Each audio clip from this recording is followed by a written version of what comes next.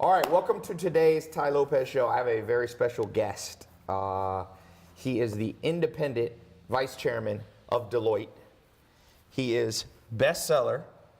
If you have not read this book, you haven't been checking my books list, because his book on disruption, I mean, really, you're maybe the world expert on disruption, disruptive innovation, industries, innovations. You teach at USC. You were on Lifestyle Rich and Famous when you were young, because you had, what, 6 video games? At one point, I had 7 of the top 10 best-selling video games, but that was many decades ago. And that got you on Lifestyle Rich and Famous? Yeah, well, if you think nowadays everyone wants to know the crypto billionaires or the dot-com billionaires, the mobile. Right. Well, we were the first generation putting PCs out there. You were part of that. Yeah, I was the first guy to put video on a computer. I started on the internet before people knew what the internet was. Yeah. I'm old. What year was that? 1978. Wow. College. Wait, let's talk about that for a second. What was the internet in 1978? Was it military or something? So it was DARPA, and what it was is the big universities, UCLA, where I went, connected to each other so that government guys could figure out how to make bombs. But you're a college kid, and you don't care about any of that. And you have to hook up to another college kid who understands computers at another campus. So what did we do? There was no screens back then. You would type jokes to each other. You know, you would talk. Same thing we do today. So it hasn't changed since the 70s. I had that advantage of understanding what a networked world could be. Right. So by the time I started saying computers should have video, I thought it would happen in the 1980s. It took, decades, right?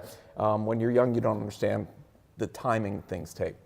And when I had my first business and everything, I literally thought every home in America would have a PC. So you were ahead of time, because they didn't think that at first. But IBM thought they'd sell a few thousand. And it's up on YouTube. When you watch this old lifestyle piece, I'm talking about like all this great stuff that seems obvious for computers, and then they give the stat. There are now worldwide 10 million PCs. And we're like, what an idiot I was to think that my business would succeed, right? Huh. That's a very small number of things, but the world happened to go where I am. But I've spent my career learning and looking at how you pick the next trend. Yes. Where the money's going. And here's the basic rule. If you go into any field that exists today, pick whatever you want. You're going to open a dry cleaner, you're going to open a restaurant, you're going to start the next giant oil company. You already have competitors. Okay. People have been there decades or 100 years. Yeah. If you're going to go into the next new thing, augmented reality, who controls that market? Yeah, that's what we're going to talk about today. This $1 trillion potential industry. Then there's no competition. Right. So then you pick and stake your claim of this is what you're going to be the world expert at. Yeah. My buddy Brock Pierce sat me down when Bitcoin was in the pennies, under $1, and said, this is what the future's going to be. Do you wish you had listened to him and bought up all you could at 60 cents? Of course I wish I would have listened, and every time it hits another 1,000, I thank him because I did listen. So you got in relatively early. I was slow. Yeah. But the whole thing is, it's so easy to go and do that. And here's the fun fact. Every month there's a new self-made billionaire in their 20s or 30s. They didn't go to the right schools, they didn't come from the right families. They have the same 24 hours in a day that you and I and the listeners have, but they're doing something different with it. Yeah. They're looking at how the world changes and how to seize an opportunity from that change. Yeah. So for me, when I looked at the world, and I get bored by doing the same old, I looked at what augmented reality is going to be. And for those that don't know the definition, it's more than Pokemon Go. Imagine your glasses. So right now, in 2017, Americans bought 85 million pairs of glasses for over $100. Yep. And all that they do Just not the Snapchat ones that are rotting in a right, warehouse. no, I'm talking glasses. Yeah. And all that they do is focus. Okay. So if that same pair of glasses would translate any street sign, you're in Paris, you're in Cambodia, into English, and it was the same price, which would you buy? Oh yeah, for sure. And there's glasses today that you pay a little more to have polarizing. So, you go outside and it's sunglass or anti-glare, right? Yeah. So now we're talking about that you're going to have heads-up display. So this is like Star Trek. You're going to be able to scan a person's face, you think, and know their background? Well, that's already available. So facial recognition, you can look, you meet a ton of people, they all remember Tai, and you look like a jerk if you don't remember them. Right. But now you can walk at any convention, anywhere, and go, hey, Jay, how's Disrupt you doing? And hopefully do that more sincerely. Not pretend like you're looking up But like just as Facebook can recognize people's faces in your photos, right. you'll have that cognition. But it goes beyond that. So 10 years ago, let's go back in the Wayback Machine. Woo! 10 years ago before the iPhone came out. Yeah. If somebody told you in the future you would stare at your phone for 3 hours a day, that's the US average. That's the average 3 hours. I know You some would have people said, more. what, did I have a stroke? I mean, why would I stare at a phone for 3 hours? Because 10 years ago, a phone was something you dialed. Yeah. And then you talked to somebody. But could you go back to not having a smartphone in your life? No, people have withdrawal. Okay. Google had the best business model in the world. Okay? Desktop, only ad thing. Had Google not gone into mobile, where would they be today? Yeah, they would have been left behind like Microsoft with the internet. So they didn't invent Android. Back to my thing about self-made thing, when they realized, uh-oh, train left the station, we got to play catch up, they would have bought Android, in my opinion, for any price. Yeah.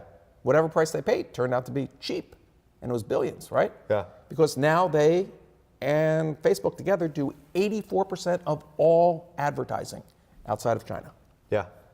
right? That's huge. Yeah, they have a dominant monopoly almost. Now if I tell you that you're going to have a pair of glasses and all your ads, all your interactions are going to happen through here, how many of the big boys can afford not to be there? Right.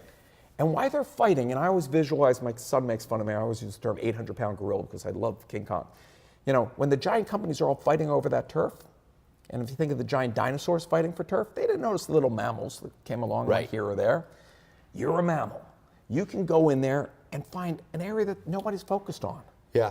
A friend of mine's company sold this morning Shazam to Apple for $400 million, okay? So, okay, Shazam, the music recognition thing. app. Yeah.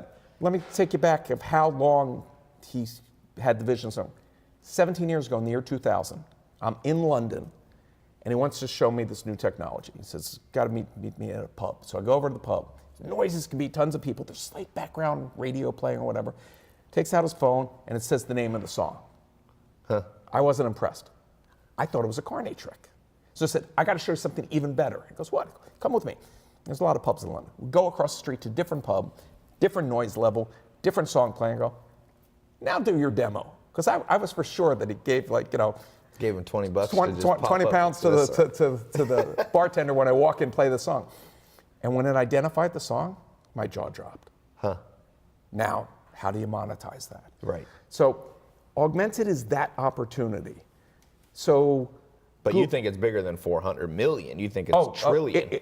I don't think it. All the leading stats and studies out there, and I can send you decks on it if anybody wants, or search any of my articles that I write for Fortune. It's been estimated as $1 trillion opportunity. It is the fourth transformation. If the PC changed the world, and I was lucky to get in the ground floor of that, and then the web changed the world, and nobody's going to screw with that, and then mobile changed the world and put us all one click away from 6 billion consumers, which is what you preach to everybody. I might have to be right for a nanosecond to become rich, okay? Yeah. This is exponentially bigger. You think it's as big as all those combined? Because all those feed into it with some other new exponential technologies, AI to figure out stuff. So right now, when you want to find new information, you search it out, you type into Google. You can't imagine life pre-Google. Let me describe life post that. If my glasses know where I am, everything about me in the past, and why I'm at the store, they're going to give me information that will help me, or anywhere in life. So for example, I come from the doctor. Doctor says, Jay, you have diabetes. You got to watch what you eat. I'm like, oh, okay, but now you go to the supermarket, there's 40,000 SKUs. Am I going to pick up every box? So you could program the glasses. No, you don't have to program. You just say, show me the products I can eat. Yeah. Or you're on the paleo diet. Show me the paleo, or gluten-free, or halal, or kosher, whatever you want to do. So suddenly, it's not just about adding to the environment, it's about subtracting. Yeah. Now, if there's a piece of software that controls what brands and products you see and buy, how valuable is that? Right. And what other opportunities? So the opportunities you come in, kind of like in the gold rush in California, it's not just the gold, it's also owning the shovels, the store that sells shovels, and the hotel. That's and who made the big bar. money. Yeah. Well, what I'm wearing right now is proof of that. Yeah. The miners had a rough life digging in dirt and everything, and the guys took tent material and made pants out of it. Is that where Levi jeans His name was come Levi Strauss. And he put rivets in the pocket because they were putting gold rocks in their pockets. How many other people from the gold mine can you still remember, and how many companies did they create that are still around? So this is that size opportunity. And I can go on and on. So at Deloitte, we're working with large corporations of how this will change training, how this will change overnight package. I'll give you a simple one. You sit on a plane, and they have those big metal containers that they slide under that you see, those big curved aluminum things. They're filled with overnight packages. Okay. It's a bunch of people whose jobs are to throw in the packages. High turnover job, not a fun job. If you're good at it, you get 30% more stuff in there, which is another way of saying, if you don't have that 30% empty, 1 out of 3 planes don't have to fly, $2 billion in jet fuel. If you could go to CEO and say, with magic AR glasses, I can save you $2 billion a year that goes straight to profit without one new package, one new customer. Would you listen? Yeah, for sure. Here's how. Now this can identify the shape of the package and look at what's left, and it becomes 3D Tetris. So this is Tetris. Zach here, my buddy's username on Hotmail is Tetris God. So imagine that he's going to be cheating. Imagine that your job is Tetris. If you are better at packing, you make more money on your shift. Are you now motivated as an employer? Are you enjoying your job? Less turnover. If you're spatially not so good at it, the glasses get do a it new for job. No, or get a new job. Right. Now, that's one application. We're doing stuff with fast food restaurants, with hospitality, with safety, with oil and gas. Security. This could be huge. Oh, security. So back to your face. At the TSA. You're walking around the airport and they're a client, and you see that there's also software that can tell the gait of a person, how they walk, if they're up to no good. Really? So it can identify there's a people certain way, in certain countries that are worried about an Ebola or something going on. Yes. You can also see everybody's body temperature. Somebody with a fever, and quarantine them before they come into the country. Let me stop you 1 second, because this brings up an important point. My cousin told me about, there's a show, Black Magic, I think it's called, and they had an episode. Black Mirror. Black Mirror, sorry, where everybody is ranked, okay? And so you meet somebody, it's like an Uber score. You're like, oh, Zach, he's only a 3-star. I don't want to hang out with him. He tries to talk to me. Do you think that this is going to usher in, if we look at people and go, that person's hot, you know, they have a flu, let's not hang out with them. Is this going to bring up medical ethical issues? So there's a lot of privacy, and those things will be worked out country by country and whatever. So let's put that in a box. Let's think of opportunity, and then you can start thinking about how to match reality. You have some experience in monetizing dating, correct, in the past? Right. So now, if I had a certain profile, you know, the Tinder-esque type thing, that I was interested in X, Y, and Z, right, and I'm at a bar or a concert, and I'm wearing these glasses, and it'll highlight anybody that agreed to those same terms, right, and only the two of us know it, right? Yeah. I see this halo above this woman, and she sees one above me, and we go, hey, right? Yeah. Is that a business? Tinder, for sure. Okay. Tinder goggle. The co-founder of Tinder was just at my house. I got to tell him about I'll take it one step further, and Google just announced this with earbuds that excite me, but the glasses can also talk to you, and they can talk to you silently. There's called bone induction, where this being against your head, you can hear without blocking your ears, okay? So Google has earbuds now that translate anything in 40 languages. Imagine now that you're going on that life trip to Nepal that you've always wanted, and there at the bar is the future love of your life, okay? You travel with 2 pair of glasses. You put them on her, the two of you can look face to face and understand each other no matter what language the two of you speak. Yeah. How life-changing is that? It's just one app. It's almost going to make language irrelevant. Well, what it'll do, hopefully, is make miscommunication and the fear of others and make our world a better place. Yeah. So these big, obvious ones, there's people that are going to spend a ton of money and have a head start. But everybody listening here has their own path in life. Yeah. They have an experience that the student at Stanford and the VC in Silicon Valley doesn't have. Yes. A farm perspective, a small town perspective, of any industry. And there's some way to apply this just as people applied the phone to it. Yes. That's where there's opportunity. You're building on the back of people investing billions of dollars to make augmented reality glasses. And many of these things can be done with a tablet or phone today. You can do augmented reality. It's not as natural because you don't want to walk around a supermarket like holding this. It up, yeah. But for some applications, you would. Yeah. And for some specific fields we're working with, I'll just give you one because it's on top of my mind right now, of utility line workers, people that keep the electricity working in this country, half of them will retire in the next 5 years because of the age of what happened in that industry, which basically means keeping our electrical grid working in this country is in jeopardy. Okay. How do you train enough people? Well, training takes a lot of time, and training typically has 2 fatal flaws. By the time I give you information that's out of date, Right. and no trainee has 100% recognition of what they learned. Yeah. I don't care what the field is. But if a heads-up display can now guide me through stuff, and when I hit the exception, the glasses also have what's called see what I see. So I go out to the field, I've learned how to do 80% of my job installing a cable box, fixing a telco, any repair that you think out there. But then I come across the transformer from 1982. I don't know that. But Ralph back at the office does. Right, you tap it and boom. Ralph, instead of having to roll a second truck, and one of our clients, this is $1 million a day problem that they're facing today in rolling second trucks around the US. Ralph can just sit in his nice air-conditioned crib. He could even be retired and go, oh yeah, I know what that is. He sees what you're doing, tells you what to do, guides you through it, and the AI system or the machine learning system records that and updates the training so the next person that sees that problem, the knowledge is there. Your knowledge stays here. So we just have to learn how to use our heads-up display. The knowledge doesn't leave when an employee leaves. Yeah. The world fundamentally changes. Fire. We just had these huge fires in San Diego. First responders to have the ability, like you said, to patch an expert in. Like, how do you think this fire is moving? I'm on the ground. This is what I see. Or let somebody instantly see an electrical line. I can't tell you how many first responders die from that. Yes. And the system being able to recognize that and know which lines to shut off. I learned this, and this terrified me, so I'll leave out the details of company stuff, but gas lines, you know, natural gas that goes into high-rise buildings like in New York and whatever. Yes. Those lines are plastic PVC, and they're welded together by a little bead of heating up the plastic thing.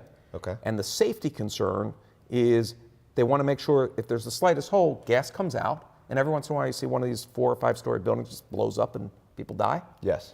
So the technology today that's being used is they're so worried about this that 3 people have to look at that and say, yeah, it looks good. Huh. With their eyes. Yes. It's a black pipe with melted black pipe on it. Your glasses could look at it and know for sure and see through it. Yes. First responders with Augmented can be tied into the building plan of the building. And if there's smoke, they'll see a grid, just like you're playing a video game, of where the hallways are and where to go and how to get to whatever you need to do. If you're working in a street, where to dig up, you can look at the street like Superman and see where there's cables running and where there's other things that you shouldn't dig into, because you can tie and feed into the plans. Yeah. So there are so many problems that suddenly get solved because some thousands of people invented a new interface for life. Yes. And as I said, it's not just about adding to the environment, it's also about subtracting. My other example. Helping you make decisions by removing a world that has too many options, the paradox of choice. My fun example is, and Google Lens now does this, they're now identifying objects by seeing them, and they can understand by context why you want to know. So you and I are hiking through the rainforest of Costa Rica, beautiful. A viper comes down and bites me on the hand. I do not want my glasses to tell me the Latin name of the viper. There's pretty much one thing I want to know. How to get some antivenom. Is it poisonous? Right. Okay. So it says, no, it's not poisonous. My stress level just went down tremendously. Yeah. Or it says, You have 5 minutes to live. Who would you like to call? What's your will? Who would you like to call? Update your will. But these are serious issues. So the big change of this 4th transformation is we will always have access to all mankind's knowledge up until that moment. Yes. To bring to bear and help us make the best decision in that moment. And as we get into self-driving cars, it's the same thing. We're not staring out the windshield anymore. What are we doing? You've been in your car for 4 hours. The system knows where you've eaten, what type of food you like. We'll say that it's hamburgers for the sake of argument. 1,600 feet ahead is a hamburger place. Yes. They know from the CRM and say, hey, Tai, would you like free fries? Say yes. And the car suddenly will drive through their drive-through. So that's what couponing, CRM. retail. I mean, it's so basically the reason this is a $1 trillion industry is because it's going to disrupt every single industry. And what I talk And every about single is I application. teach people in the book how to figure out how to disrupt industries and profit from it. Yes. And retain that value. So, And by the way, if you're listening, the link tailopez.com/disrupt. That will forward you to Jay's stuff, his book, tailopez.com/disrupt. I highly recommend you. This is one of the first books that I actually recommended. You've got the forward by Reid Hoffman, who's the founder of LinkedIn. And that's a good forward. yeah, no, Reid was fun to work with, and he's a good friend and the smartest human being I've ever met. Is he really? Yeah, and for anybody that's made it this far into the interview, there's a companion workbook to give you exercises to start expanding your brain of how to do. It's free, it's for me, it's 40 pages. Just go to jsamit.com, JAYSAMIT.com, and I'll send it right to you so you can get started on this process right away today. But I can't tell you how many opportunities. So mom and pop shops at retail and the malls all got decimated because online you can have endless inventory, Yes. and a shop can only fit so many things. Yeah. Now the shop can have virtual inventory. Right, things that Whole can't shelves fit. that go on forever. Will people use this phone in the same way, just going around and saying, like right now, I point it and say, type in blah, blah, blah, Google. Is it the same thing going to happen? So Or will people only exclusively be using glasses? So the phone will be in your pocket and will be powering the glasses. You don't need all the weight of the battery and the processing and everything, just as you have wireless Bluetooth today Okay. for an earpiece. So you're not going away with the phone, but the interface of life, and this is for the designers. Here's, there's that which I know and that which I'm fascinated with people that think differently than me. For all of mankind's existence, going back to the caves, everything that we've ever learned from has been within a frame. The Mona Lisa's in a frame, a newspaper's a frame, a magazine, your desktop, your phone. You can understand how to interact with that frame. What is the UI and UX for ubiquitous knowledge in our Right. forefront? Do I grab? Do I pinch? Do I wink? Do I, that's being worked out differently by Blink, maybe? different apps. Special slow blink There is or blink that you something? can do. One of the programs that we did for a client uses stare. If you stare at something for longer than a certain period of time, Okay. it knows that you're saying yes to it. Yes. I can also see in the dating situation where that can get you in trouble. Yeah, you just sit and walk up to women and stare at them. So that part of this world will be figured out very quickly. I've also met some new technologies that are amazing where when you grab a virtual object with nothing on your hand, no haptics, you can feel it. Huh. So that you can move things. How as would if you be they're- able to feel it with nothing? Witchcraft is the short answer. They have a tablet that goes on your desk underneath that knows the distance that things are and can send an electric Okay. response shock basically to you at low levels that simulate the feeling of objects. Wow. So No comment on where that might go. most of your major tech companies are spending massively in So this does space. Google, Alphabet have a huge R&D for this, and Apple, or do you think they're going to be slow to it? They're all in it. They're all wonderful clients. And they're all putting the big building blocks in place. All right? Yeah, what is the time, as we wrap up, what is the time frame where you really see, like this is already, like you said, you can hold your tablet up. Amazon has recognition of you pointed at a book and it tells you, how much it costs. So Where does this thing get big? So the first augmented game, Pokemon Go, Yes. made over $1 billion profit. Oh, it's huge. And over 500 million people have played it. Yes. It was massive. So the train left the station. Okay? But in terms of the glasses, where do Okay. we see that? So they exist at a high price point today, and I'm going to answer your question, but I'm going to give you a longer answer. About 5-6 years ago, when Google had the self-driving car, it had hundreds of thousands of dollars of gear on its roof. Okay, Yes. all the sensors that it needed to make it work, and everybody in automotive pretty much just laughed at them. Why would you ever spend time on a vehicle where you need $200,000, $300,000, $400,000, $500,000 of stuff on the roof? Today, all of those sensors and all that processing is about $56. Yeah. Okay, 5 years. Yeah. So the fact that you say right now these glasses are very expensive, they solve big problems for industry that we talked about, that it's worth it, and for surgery and for doctors and all kinds of stuff. But the price point, if you look at Moore's Law, comes down half every year. Yes.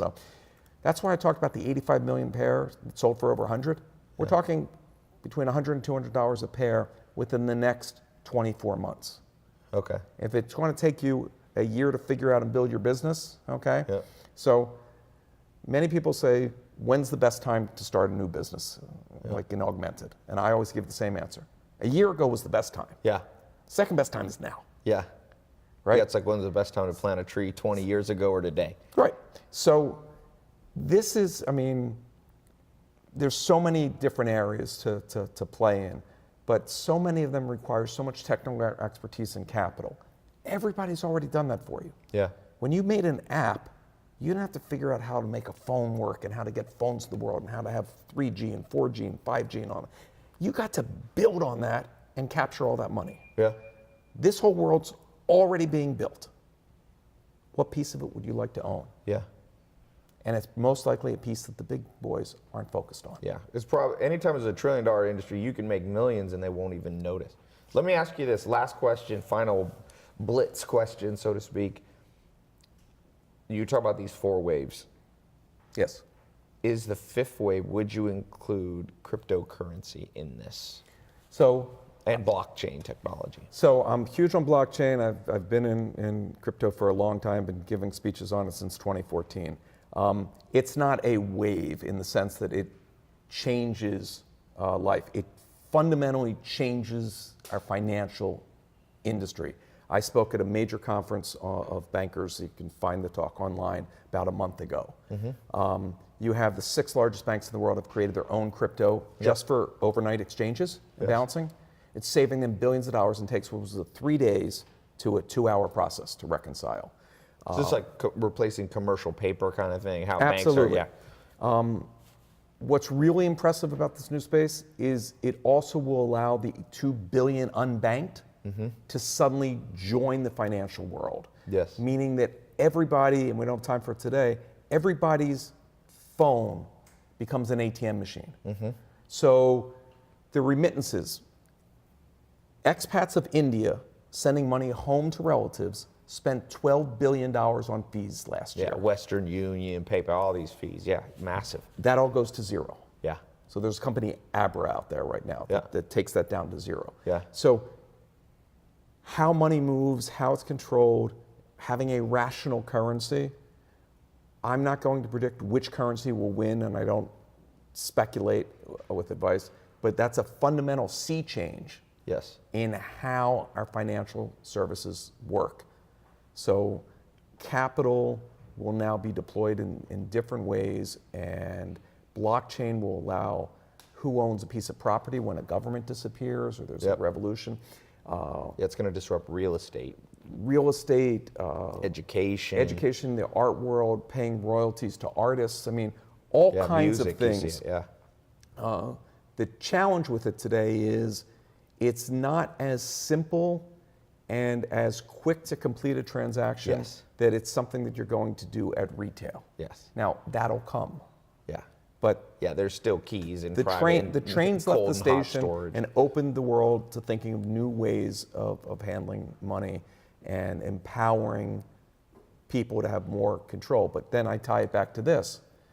What if instead of you getting a bill that says you were overdrawn on your thing or whatever, you're about to make a purchase and your glasses say your Netflix account was just dinged on your credit card, you will now be overdrawn on your account or this or that, that you now have a bot that talks to you, that gives you financial advice, that your financial advisor is in the cloud. And it could be from one of the big brands, could be from an individual, but we'll now have more control over our environment because our environment will conspire with us, not against us to succeed. And I'm very excited to watch what people create. You heard it here, tailopez.com/disrupt. Go check out Jay's book, his website. He'll send you that workshop, the workbook, to help you do it. 40-page work. It's a workbook, right? Yep. It's a whole kind of system. So I appreciate you coming again. Thanks, brother. That was awesome. And by the way, we're going to come back in 2 years, and when this thing's huge, and people are like, I wish I got in, I would be like, we were talking about this in 2017, right at the end. That's awesome. Thanks so much.